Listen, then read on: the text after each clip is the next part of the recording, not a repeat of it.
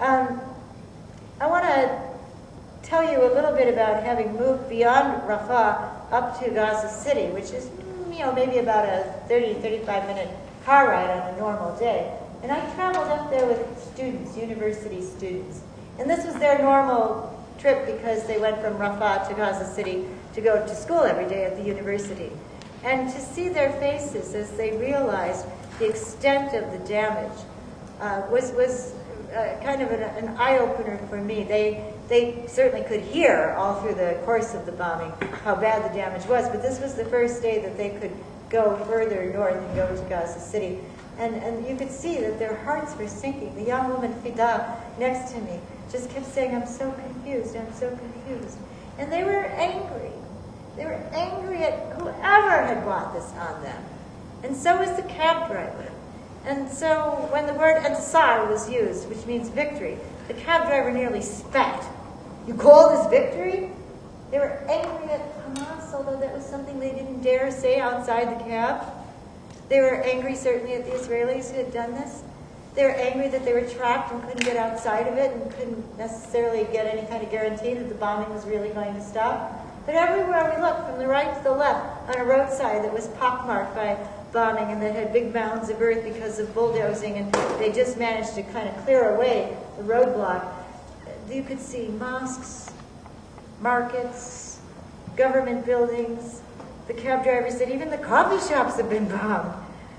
Factories, residences, schoolyards, just wreckage and debris as we move closer to Gaza City. And inside of Gaza City, the Al-Quds Hospital, a whole wing of it, charred, still smoking, hitting a hospital. The United Nations Relief Works Association has a kind of a headquarters for distribution of goods, and it had become a place where children could come with their families because many had been rendered homeless and they could stay there. That was hit. Ambulance drivers, direct hits as they were trying to bring people to hospitals. We went to the Shifa Hospital, a main hospital in Gaza City, and we went to the intensive care unit, to the burn unit, and we started to learn more about the patients who had come into the emergency room. And really, one of the doctors he was still shaking. He was so traumatized by all that they had experienced. And he was trying to explain to us that they had set up 6 operating rooms and 2 kind of makeshift ones, but there were so many people coming in and there was so much pandemonium and chaos, and they weren't able to attend to people who were on the floors dying before their very eyes. And they, again, stressed that they were seeing injuries like they'd never seen before. And one doctor told us that they had a vascular surgeon, a neurosurgeon, and an orthopedic surgeon working together, trying to save one patient after another, but that the ferocity of the bombs that had been used was something unlike what they'd experienced. And then as they described the white phosphorus burns and took us to see one woman named Sahab, whose whole arm was bandaged. We didn't see the actual burn tissue, but they said that the tissue would turn black, and then even after it was treated, the blackish color would come back again, which was outside of their normal experience, and that the chemical would go so deep that it would go into the muscle tissue and touch the bones, and that this was unusual, and that they had then decided they had to send a biopsy out for examination, and it came out, what came back, the test confirmed that white phosphorus had been used, that these elements of white phosphorus were found inside the biopsy that was sent out for examination. And 2 patients whom they'd sent to Cairo because they were afraid they wouldn't be able to save the patients in their hospitals, but maybe they could get better care in Cairo. Both died in Cairo, and the reason, the autopsy showed that it was because the white phosphorus had gone into their circulatory systems, and the liver couldn't process this poisonous element, and they died of cardiac arrest. And so the doctors were very, very concerned. They said, we don't know all that has been used against us, and we don't really know what to do. And I was so impressed by this doctor who headed up the burn unit, because he took a call from a farmer, just a very average, ordinary farmer, who called and said they were trying to salvage their oranges. And my friend Audrey had that morning gone off to the village of Tufa, and she had just come back and was showing me on her cell phone pictures she'd taken. And as far as the eye could see, there was rubble in both directions. And this was because of a land invasion.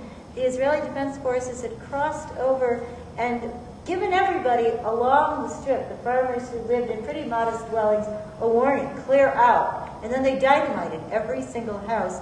And then the bulldozers came through and uprooted the entire orange groves and other crops so that their livelihood for these farmers was just completely eliminated. But the farmers were so poor, Audrey said, that they were trying to pull their clothing out from under the rubble and shake it off so they could at least have clothing as some protection against the elements now that they were homeless. And she said that many were trying to salvage their oranges. And the doctor, taking the phone call, heard the man on the other end saying, well, but when we pick up the oranges, they have a foul smell, and our hands start to itch, and we don't know, is it safe for these oranges to be eaten? And the doctor said, really, I don't know what to tell you. We then, after talking to the woman with the birds, kind of caucused amongst ourselves, and we wondered, is she maybe taking medication and somehow she's confusing reality with dreams or things that she might have imagined, because the story she had told us was really just so unbelievably gruesome. She said that her house had been hit 3 times, and that people were running out of the house on fire, and that her husband had been killed immediately, really, died of the burns. But that as they loaded people onto a cart, hoping to save people, the Israelis had come forward and shot and killed some of the people who were both trying to help with relief and some who might have been survivors. And so she lost, she said, 5 people in her family, her husband and 4 children. So we went to the town further north where she was from, and we just thought we'd try to see if we might possibly be able to interview some of the people who were part of her neighborhood. And as it turned out, in Beit Lahia, there were many houses that had been so badly damaged they seemed irreparable. But we were pointed to her house. People knew this story. And she was the wife of Sadallah, and he had been killed. And really, curiously enough, her house was still standing. But the room that she said she and her family had huddled in was all blackened and charred. And we walked into that room with a young man who turned out to be her son, Ahmed. And he corroborated his mother's story. And he began to tell us the horror of that day of trying to escape from the situation. And then, his story was so very, very difficult of the people who had come with the car to help them being shot at. They couldn't stop the car fast enough when Israeli forces had said stop. They were going downhill, and the roads were pretty well destroyed. And so the driver had put on the brake, but not fast enough. And so the Israeli Defense Forces shot into that vehicle.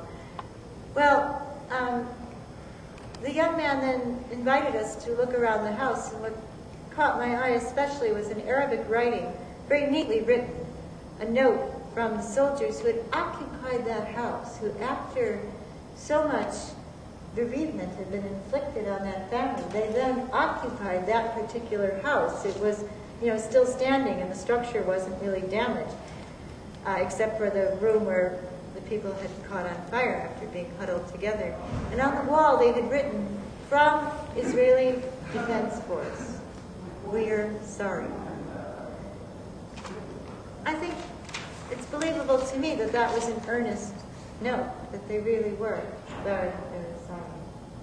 And I think that I hope that I'll join in that feeling of sorrow, of deepest, deepest sorrow and regret for suffering caused in a war that didn't have to happen, as Jimmy Carter put it.